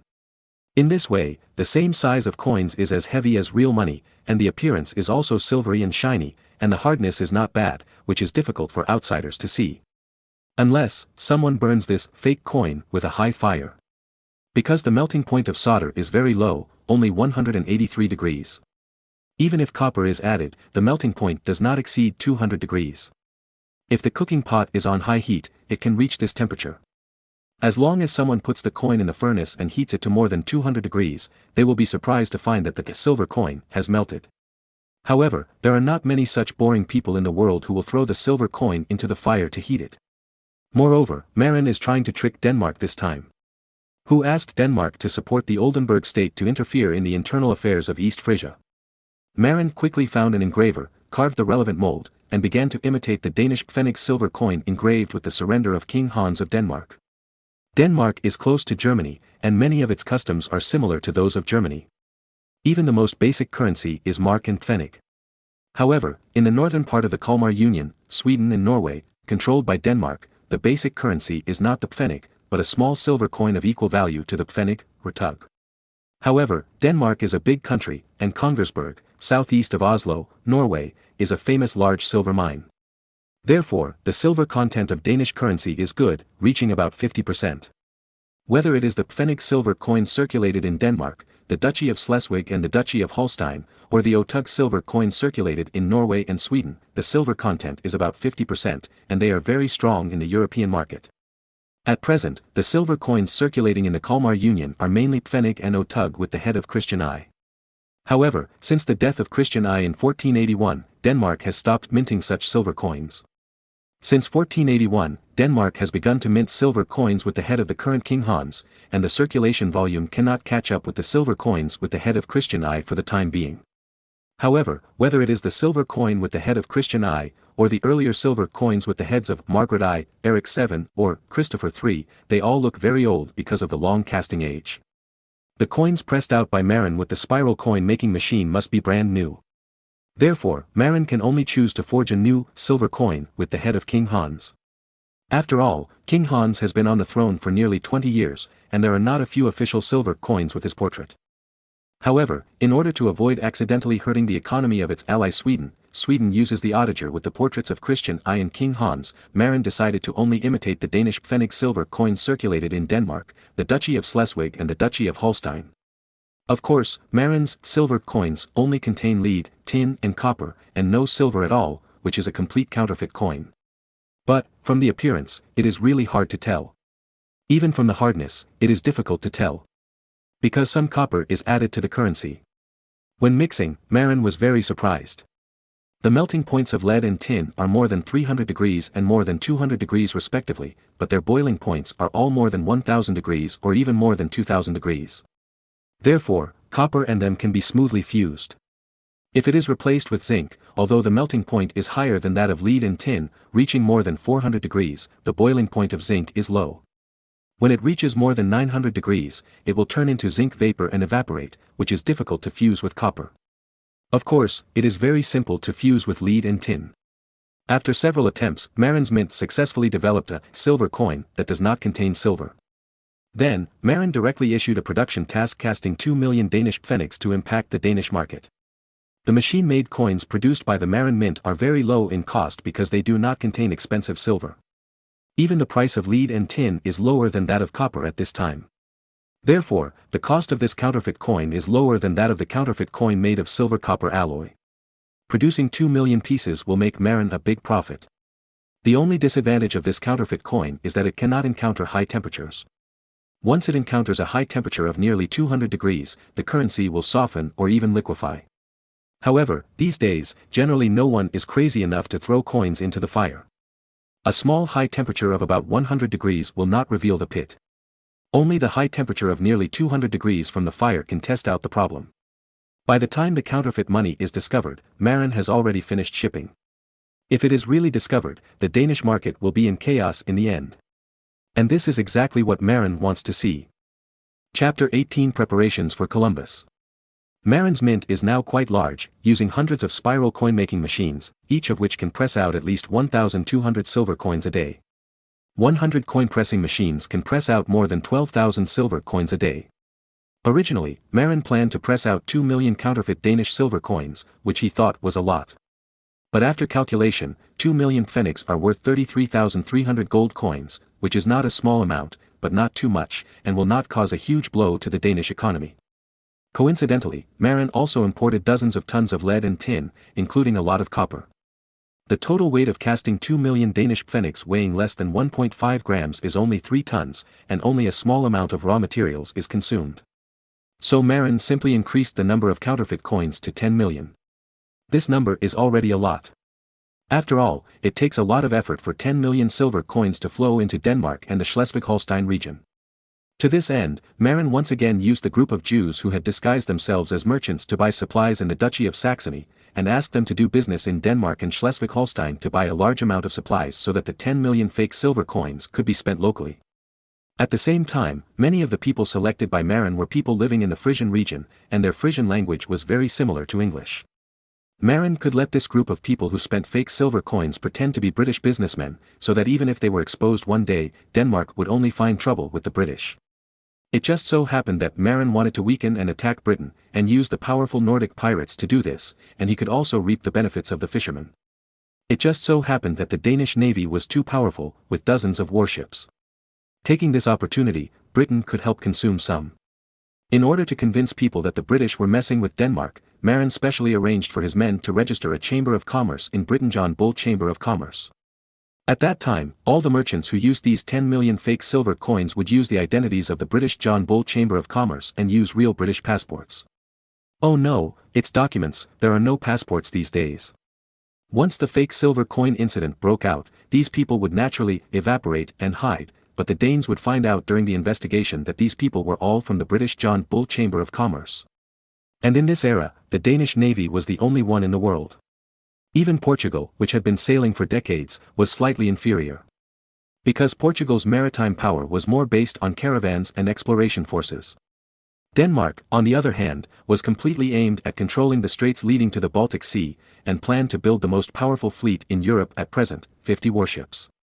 However, in this era, Denmark's warships were still cog sailing ships. Moreover, the density of its ship ribs was still similar to that of armed merchant ships, not reaching the level of the Hoffman-class battleships built by Marin, and the side was not thick enough. This was mainly because naval warfare had not yet entered the era of artillery warfare. Therefore, the Danes did not currently pay attention to the reinforcement of the hull structure. It was not until the Battle of Gio, 1509, between Portugal and the Indian-Egyptian joint fleet that the great role of artillery in naval warfare was taken seriously in Europe.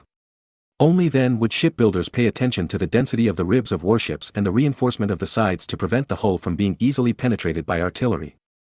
For now, most of the naval warfare ideas in Europe are still at the stage of jumping off the boat to help cut people. Only the Portuguese began to study the tactics of warship artillery shooting, but it was also in its infancy, and only a few people such as Gama supported this new tactic. Only Marin, the time traveler, began to develop shipborne naval guns with great determination and began to strengthen the hull.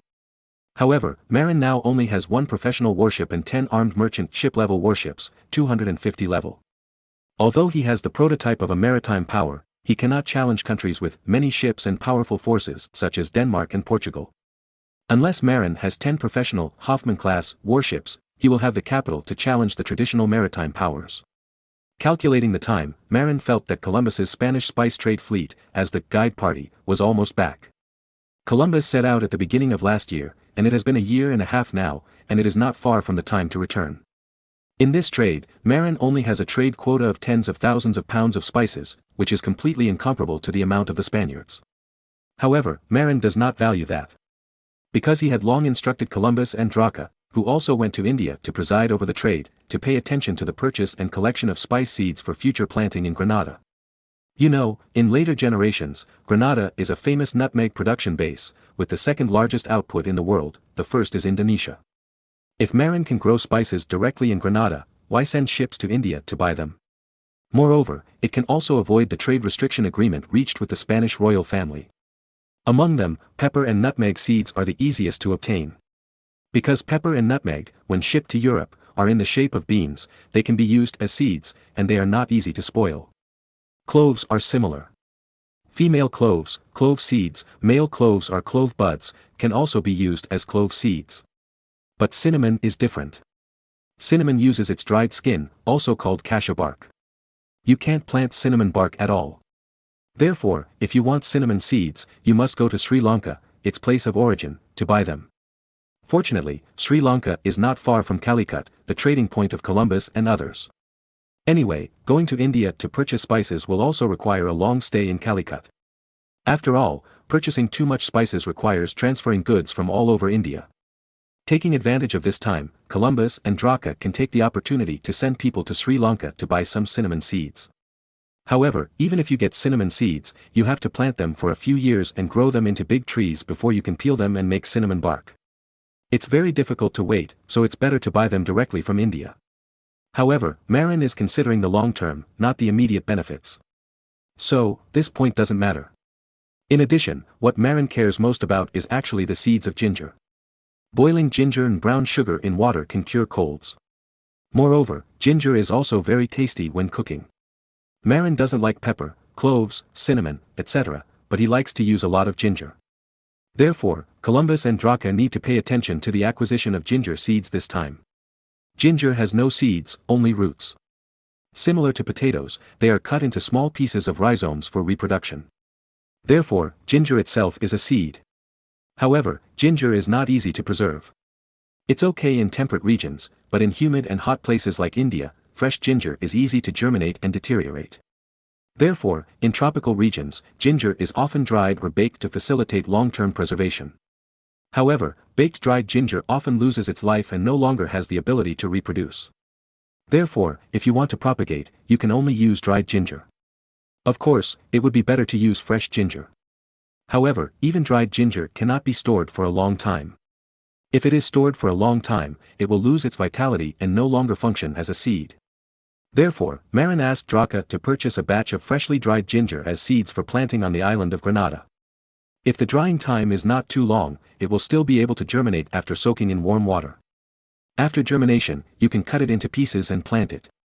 In fact, Marin doesn't think much of pepper, nutmeg, cinnamon and cloves. This time, asking Columbus and Draca to get seeds was just a side job. What Marin really cares about is the ginger seeds. Ginger is not suitable for planting in northwestern Europe where the temperature is not high in summer, but it can be planted in Granada and even in North America. Note, ginger is suitable for growing in subtropical areas. But in China, because the summer temperature in most areas is extremely hot, it can also be planted in the north, but it can only be planted in the season away from winter and grown in the frost-free period. It will definitely freeze to death if left in the fields in winter. Marin loves to eat ginger, and ginger is also a healthy thing. When cooking, adding some ginger powder can be used for seasoning and is also healthy. Therefore, Marin needs a base for producing ginger, which can be placed in Granada or North America. At that time, a large amount of supply will be supplied to Europe. Marin even plans to build a glass greenhouse specifically for growing ginger. Because there is a great demand for cooking ginger. Although the cost of glass greenhouses is high, compared with the expensive price, the seeds of his own glass greenhouses are still very cost-effective. Moreover, ginger has a short growth cycle and is also suitable for greenhouse planting. Unlike cinnamon, it takes several years to grow, and greenhouse planting will make people vomit blood. However, it is really unnecessary to bring the seeds of Columbus and Draca back to East Frisia. It is better to send them directly to Granada for planting. Of course, some ginger seeds can be kept and taken back to East Frisia for greenhouse planting. Therefore, Marin specially sent a ship to the port of Las Palmas in the Canary Islands to wait for Columbus and others to return. As long as Columbus and others get the spice seeds, they will go directly to Granada. After all, the Canary Islands are much closer to Granada. As long as you cross the Atlantic Ocean, you will arrive. In addition, Marin has another task, which is to send someone to ask the governor of the Canary Islands, Baron Sandro, who has a friendship with Marin, whether he can bribe the Moroccan royal family through him to buy the land of Leon in Western Sahara. Spain and Morocco are mortal enemies, but sometimes they also cooperate. Because it is not only Spain that invaded Morocco, but also Portugal. The two countries are mortal enemies in the expansion of Morocco, and neither wants the other to become bigger. Therefore, whether it is Spain or Portugal, they both attacked and wooed Morocco, and they also had trade exchanges in private. After all, they gained a foothold in Morocco on the coast, not for that little bit of land, but to trade with the locals. Now, Morocco is in power, and the Ouattaz dynasty, a branch of the Moroccan Marin dynasty, is in a weak period. Marin knew that around 1510, the Arabs of the Saad tribe in Tarudant, located on the Sioux River at the southern foot of the famous Atlas Mountains, would rise up in rebellion, and it took decades to completely overthrow the Marin dynasty established by the Berbers and establish the Saad dynasty, also called the Saadi dynasty. Marin in his previous life was a little interested in the Moroccan Marin dynasty. Because the name of this dynasty is the same as his own name, Marin also checked some information in his previous life and knew a little about it. However, by 1501, the Ouattaz dynasty, a branch of this dynasty, was almost unable to survive, and there were Spanish and Portuguese colonies in many places along the coast. If Spain and Portugal had not been on guard against and sabotaged each other, perhaps they would have directly attacked Fez, the capital of the Ouattaz dynasty. In fact, the Ouattaz dynasty's control over Morocco is already very weak. At present, the powerful Saad tribe actually controls the southern part of Morocco, mainly the area south of the Atlas Mountains. Water resources are scarce resources in both West Asia and North Africa. It is precisely relying on the Sioux River that the Saad tribe has developed into the most powerful tribal force in southern Morocco. And Leon is the southernmost point controlled by the Saad tribe. In fact, the Leon area is already in the Sahara Desert area, and it is also the southernmost inhabited area in Morocco. If there were no long oasis lake overflowing with underground fresh water in Leon, this place would not be suitable for human habitation at all. At present, it is controlled by a small tribe that is subservient to the Saad tribe. The locals survive on the fresh water of this oasis lake and graze sheep and camels here.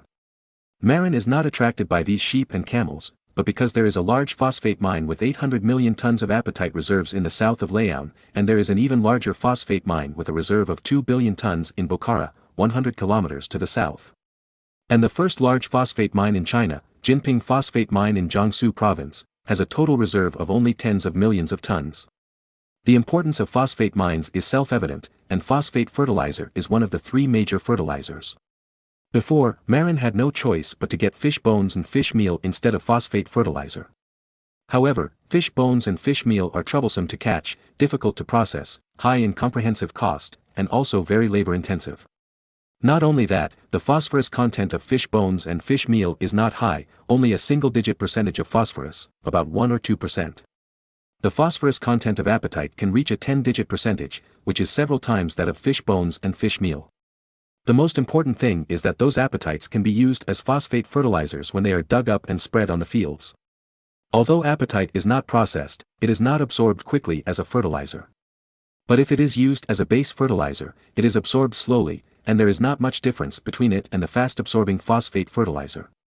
It doesn't matter if it is absorbed slowly, as long as it is effective.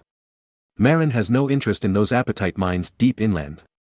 Because it is too difficult to get it to the seaside for loading on ships in this era, and the cost of land transportation is too high.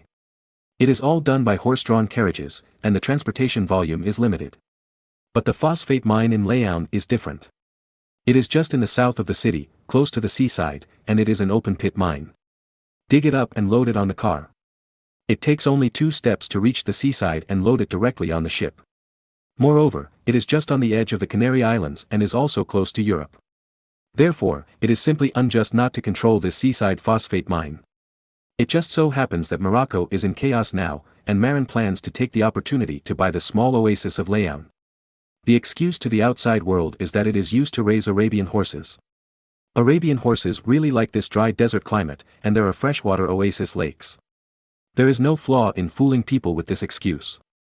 Because, people of this era would never have thought that Marin was actually interested in the blue-gray stones, apatite, that were everywhere on the barren hills south of the Laon oasis. Chapter 19. 2 new battleships. In early September, 2 new warships were launched from the Emden shipyard. Both of these warships are 500-ton Hoffman-class warships, which use a dense keel rib warship construction method and thickened side. In addition, the ship is equipped with 40 12-pound iron cannons, which are full of protection and attack power. Moreover, because of the 4-to-1 aspect ratio, the speed of the warship reaches 10 knots, which is higher than the 9-knot 250-class armed merchant ship. It can be said that this Hoffman-class warship, which refers to the later British galleon, has high protection, strong attack power, and a fast speed. In short, in this era, it is the most perfect warship. After the first Hoffman-class warship was launched in October last year, Marin felt satisfied, so he arranged for the Emden shipyard to use high-temperature steam boxes and molds according to the previously recorded data, and began to bend the ribs needed for the warship in batches. Because it was washed by high-temperature steam for several hours, the inside of the wood was completely soaked. For this reason, this batch of ship ribs needs to be air-dried for several months before they can be used again. Therefore, these ship ribs can only be used for shipbuilding in the spring of the second year. Coincidentally, Marin's caravan purchased 2 30-meter-long main keel woods from Eastern Europe, and 2 new warships began to be built. By the end of August and the beginning of September, the 2 ships were finally able to be launched. Marin visited again in person and boarded the ship to feel that it was still good. So, the 2 warships were officially commissioned and were numbered as Hoffman-class ships number 2 and number 3. The sailors on the ship had no problem manipulating the ship's full sails, middle cross sails, bow and stern triangular sails, used for downwind voyages, and full triangular sails, used for upwind voyages. Because the sailor school founded by Marin trained a large number of young Frisian fishermen to become sailors. A warship only needs 60 sailors to operate the sails, and Marin trained 2,000 to 3,000 sailors, which is enough. Of course, the artillery on the ship is a bit difficult to train. Marin did set up an artillery training camp on land to train artillerymen. However, firing on land and firing on a warship are 2 completely different things. If you use the artillery of the fort on land, there is no reset link at all, which is extremely simple. Because the stone foundation of the fort can completely absorb the recoil of the artillery, no matter how large the caliber of the artillery is. But it is different on the ship. The 4-wheeled gun carriage, designed by Marin based on the pictures he saw in later generations, must retreat after firing. Otherwise, if it is fixed on the hull, all the recoil will react to the hull. Once the broadside salvo is fired, it is easy to cause the ship to capsize. Moreover, a rope must be tied to the back of the 4-wheeled gun carriage before firing. After firing, the 4-wheeled gun carriage will retreat violently due to the recoil and will break the rope. Of course, the breaking of the rope at this stage will also absorb a lot of work done by the reaction force. Then, tie a knot on the broken rope and continue to use it. The muzzle of the cannon on the warship must extend out of the side of the ship and the gun port of the lower splint. However, because it is a front-loading gun, if the muzzle continues to remain outside, it is impossible to load gunpowder and shells from the muzzle. Therefore, the retreat of the 4-wheeled gun carriage can also allow the muzzle to retreat back into the ship, making it convenient for the gunner to load gunpowder and shells. Therefore, the retreat of the 4-wheeled gun carriage and breaking the rope are very useful both in reducing the impact of the recoil of the gun on the ship and in terms of convenient loading. But after the retreating 4-wheeled gun carriage is loaded, there is another step, resetting, which requires several gunners to restore the heavy naval gun to its original position and tie the rope behind the gun carriage. Fortunately, the 4-wheeled gun carriage has wheels, although it is not a round wheel, Round wheels are unstable and will run. It is a regular polygonal wheel, mainly to increase resistance and prevent the gun carriage from automatically retreating and sliding, but pushing the wheeled gun carriage is much easier than simply lifting the heavy gun body. How heavy would it be to lift the gun? However, the 12-pound heavy gun was designed according to the 18-pound gun for safety reasons, and the gun weighed 2 tons. Even if 10 people lifted it, they couldn't lift it. Because one person had to lift 200 kilograms, equivalent to 400 kilograms, which is really impossible for ordinary people. After the 4-wheeled gun carriage was adopted, although it was not easy to push, 5 gunners could do it.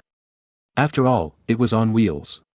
In fact, in this era, artillery still had 1 barrel, and artillerymen were the ones who lifted it. Because there was no need for a gun carriage, and light French cannons were popular on warships, many warships now had dozens of guns. When firing, everyone just lifted the gun barrels of those light French cannons to the side of the ship and set them up, and it was okay to squeeze a little.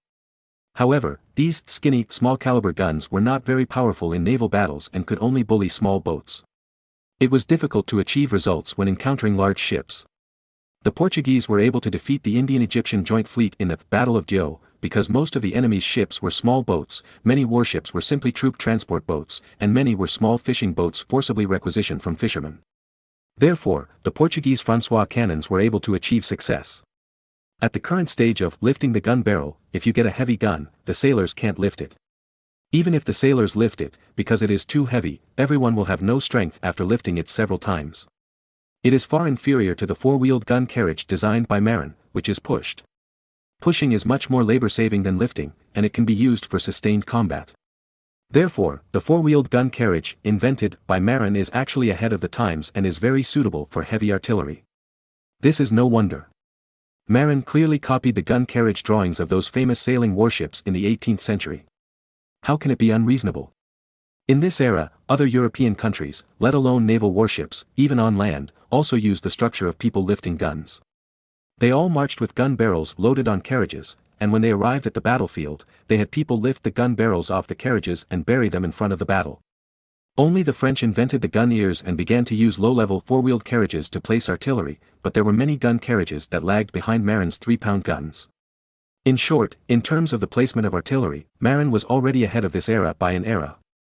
In order to adapt the gunners to firing and aiming on the warships, Marin ordered that these 3 ships should be trained to fire more and not be afraid of wasting ammunition. Moreover, Marin also planned to train more naval gunners. Therefore, he mobilized more gunners than needed from the artillery training camp to board the ship to learn how to use and operate naval guns. Because Marin planned to build more warships. In fact, Marin had prepared more ship ribs before. The Emden shipyard had previously bent a total of ship ribs needed to build 10 warships. However, it was because the number of 30-meter-long main keels was insufficient that only 3 warships were built first. If there are enough main keels, it is no problem to build 10 ships. At present, probably because of the prosperity of maritime trade, many royal families in Western European countries now regard old oak trees taller than 20 meters as national strategic resources. Even if Marin wants to buy, it is difficult to buy. In fact, there are many old oak trees as high as 20 to 30 meters in the inland areas of Europe. However, if it is too inland, such a large trunk may not be able to be transported to the seaside smoothly. After all, a trunk that is dozens of meters long weighs more than 10 tons. Such a heavy thing must be transported as a whole and cannot be cut. How difficult is it? Therefore, even if there are such big trees in the inland mountainous areas, they cannot be transported out. Even if they are transported out, the cost is amazingly high. And in this era, the keels needed for shipbuilding. Those oak trees often grow by the sea, which is very convenient to pull to the seaside, or grow by the river connecting to the sea. In this way, after the old oak tree is cut down, it can be floated on the river, downstream, and reach the seaside. As for those old oak trees hidden in the mountains, they can't be transported out even if they are found. If they are transported out, the price is too high for people to accept, and most of the old oak trees growing by the sea and the river have been discovered and cut down by the craftsmen in the shipyards, and they won't wait for you to find them. Therefore, it is difficult for Marin to collect the 30-meter-long main keel materials. It is different in America, which is almost undeveloped. The Indians have done very little damage to nature. There are many old oak trees tens of meters high by the sea and the river. If you want keels, Garland said that even if Cape Breton Island is dominated by coniferous forests, you can still find many old oak trees over 30 meters long that are suitable for keels. Just before Garland left Cape Breton Island and returned to East Frisia, he directed the immigrants to cut down more than a dozen old oak trees that were 30 to 40 meters long. Note, Marin had previously promoted the use of new measurement units such as meters, kilometers, kilograms, grams, and mu, and were hundreds of years old, and organized everyone to carry them to the designated air-drying position with difficulty. For this, everyone was almost exhausted. However, after 1 or 2 years, Marin will add more than a dozen keels suitable for building large ships. The problem is that these newly cut old oak trees need to be air-dried for 1 or 2 years before they are suitable for shipbuilding, and Marin has to wait. However, while Marin was anxiously waiting, the ship that went to the Teutonic Kingdom to sell salt came back and brought back a surprise to Marin. It turned out that Marin had allowed old Sten Sture to send young officers to the new army led by Schwartz to receive training and learn new tactics, which made old Sten Sture very grateful. In return, old Sten Sture found 5 huge oak logs up to 30 meters long from the Swedish shipyard and gave them to Marin to be used as the main keel of the new battleship. These logs have been air-dried for a long time in the Swedish shipyard and have reached the shipbuilding requirements. Moreover, in fact, the Swedish shipyard did not intend to build a ship of 400 or 500 tons, but only planned to build the currently popular 200 or 300 tons. Therefore, these 5 logs were originally intended to be sawed shorter. Fortunately, old Sten Sture discovered it in advance and gave it to Marin in return for Marin's support. Therefore, when the ship sent by Marin to the Baltic Sea returned, they received notification from Sweden and went to Sweden to tie these 5 huge logs to the side of the ship, and brought them back to East Frisia. After getting these 5 huge oak logs, Marin immediately organized craftsmen to process them and made them into the main keel of the ship. With the ribs and other materials that have been prepared long ago, the 5 new warships can also be built at the same time. By the beginning of next year, 5 new 500-ton Hoffman-class battleships will be launched. By then, Marin, who owns 8 large battleships equipped with heavy artillery, can also be called a little overlord on the sea. Chapter 20, Swedish Independence. In September 1501, about a month later than in the original history, old Sten Sture declared the independence of Sweden in Stockholm, Sweden, and deposed the Danish king Hans from the Swedish throne. Because of the Battle of Hemmingstedt that broke out in the conquest of the Dithmarschen area, see chapter 343 of The King of German Mercenaries for details. King Hans of Denmark lost more than 7,000 elite warriors, which seriously damaged Denmark. Afterwards, seeing the weakness of Denmark, old Sten Sture took the opportunity to secretly eliminate the pro-Danish forces in Sweden and began to continue to strengthen. More than a year later, in August 1501, the preparations were almost done. The reason for the delay of 1 month compared to the original history was actually to recall outstanding young officers such as Erik Johansson Vasa from the new army commanded by Schwartz of the Teutonic State. These dozens of outstanding young Swedish nobles were all young talents favored by old Sten Sture. Now, they had learned the new phalanx and training methods from Schwartz in the Teutonic Kingdom for several months, so they naturally had to be recalled to go to war with Denmark.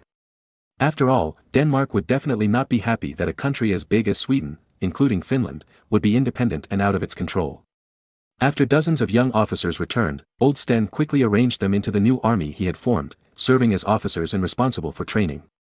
With the financial support of the Hanseatic League, old Sten Sture obtained a large amount of funds and proudly formed a 10,000-man resistance army to resist the rule of Denmark. If it were only 10,000 troops before the Battle of Hemmingstedt, old Sten Sture would not dare to make a fuss about independence. However, King Hans of Denmark lost most of his elite troops in the Battle of Hemmingstedt to conquer Dithmarschen, and his vitality was greatly damaged. At this time, old Sten Sture finally had the courage to resist. Moreover, before the rebellion, old Sten Sture not only accumulated strength, but also took the opportunity to clean up many pro-Danish forces in Sweden to avoid internal instability. After everything was ready, old Sten Sture finally declared Sweden's independence. And before old Sten Sture declared independence, Marin urgently sent a ship to secretly deliver a batch of matchlocks and ammunition. Columbus is about to return, and he will definitely bring a lot of saltpeter. Therefore, the ammunition that Marin gave to old Sten Sture this time was very sufficient, enough for them to use for a long time. Moreover, the reason why Marin transported so much at a time was because he knew that it would be difficult to support in the future. Because the Danish navy is too powerful, not only has 50 warships, but also many armed merchant ships. Once the Swedish War of Independence breaks out, Denmark will blockade the Swedish coast. At that time, it will be difficult to support old Sten Sture. As for the matchlock, Marin did not provide the musket equipped in the East Frisian army, but changed to a smaller matchlock. The bullet of the musket weighs 50 grams, while the matchlock provided to Sweden has a bullet of only 30 grams, which is the same weight and caliber as the later British Brown Bess flintlock. Such a musket is also very lethal, and it does not require a bracket and can be held and fired. Because of the rush, despite the presence of hundreds of skilled musket craftsmen, Marin only made 1,000 matchlock guns. However, when transporting muskets and ammunition to Sweden, Marin also sent a musket craftsman to guide the Swedish craftsmen to make them on the spot. You know, Sweden is not short of iron ore. Even if the super iron ore in the Arctic Circle has not been discovered, iron ore is very abundant in the southern region. Therefore, there are many Swedish blacksmiths. Marin sent a craftsman to instruct them, and he will definitely be able to make more matchlock guns. Moreover, this time Marin almost emptied his gunpowder depot just to help Sweden. Therefore, the Swedes will not lack ammunition at that time. The effect of muskets on the front battlefield may be just like that. If the musketman is close to him, it will be troublesome. After all, the muskets of this era have no bayonets. It's useless to have a bayonet. Your musket is only more than 1 meter long with a bayonet. Can it be longer than someone else's spear that is several meters long? However, it was different in the battle to defend the city. Relying on this solid wall, the musketeers could easily retract their heads from the top of the wall and slowly load ammunition, and then stick their heads out with their muskets to shoot at the enemies who tried to climb the wall. It was very safe and had a strong striking force. Moreover, when climbing the wall, soldiers could not carry spears that needed to be held with both hands, but could only carry short knives. Therefore, even if the enemy climbed up the wall, they could only fight with short knives. If the musketeers were in a hurry, they could also use the heavy barrels to knock the enemy off the wall. Therefore, the muskets doubled their combat power in the defense of the wall. The 1,000 matchlock guns provided by Marin this time could completely take the Swedish defense to a higher level. Moreover, old Sten Sture also privately stated that this war of independence would be mainly a defensive war and would not be a head-on confrontation with the Danes.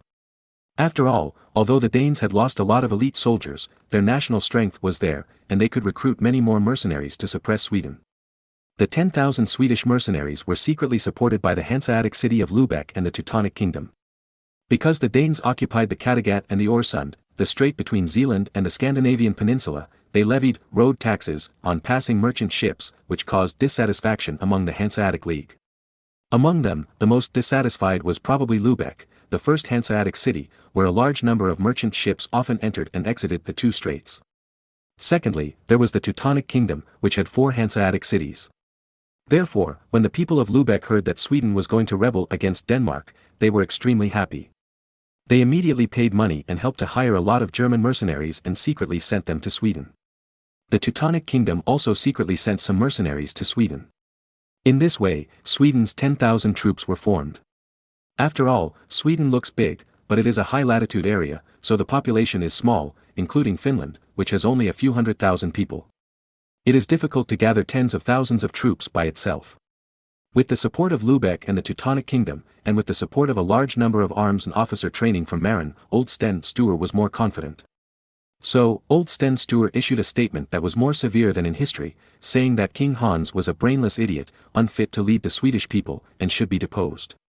When the news reached Copenhagen, King Hans of Denmark was simply furious. So he began to recruit troops everywhere, preparing to launch a powerful offensive against Sweden, intending to quickly suppress Sweden's rebellion. In this era, although Sweden had Finland, the southern tip of the Scandinavian peninsula, the coastal areas on the east coast of the Kattegat and Öresund Straits, and the coastal areas at the southernmost tip of the peninsula, including Gotland Island, were all under the control of Denmark. Therefore, the Danes had a base to launch an attack on the inland areas of Sweden, and there was no need to launch a landing operation. From this point of view, the Swedes are born to suffer. Therefore, old Sten Sture would choose a defensive war to consume the enemy's strength. The Danes drew a large number of troops from all over the Kingdom of Denmark, including Norway, and concentrated them in the Danish-controlled area at the southern end of the Scandinavian peninsula, gathering and preparing to launch an attack. Even the Danish King Hans borrowed 1,000 troops from his own earldom of Oldenburg. Marin was immediately excited. It was simply a good opportunity that was delivered to his door. When the Danes and Sweden were caught in a tug-of-war, Marin could send troops to Jever and remove the nail of Jever. At that time, Denmark was unable to intervene, and Oldenburg's own strength was originally insufficient, and a lot of troops were drawn to support Denmark. In short, Jever's hundreds of square kilometers of land are not far from returning. Note, the Jever issue is a historical legacy, similar to the Taiwan issue in China. And Denmark, that old America, hindered the protagonist's path to unifying Jever. Therefore, the protagonist designed a conspiracy against Denmark. When the Danes gathered their army, Marin also began to quietly gather troops and prepare to attack the independent Jever region in the northeast. When Denmark and Sweden were in a stalemate, it was time for Marin's army to attack the Jever region.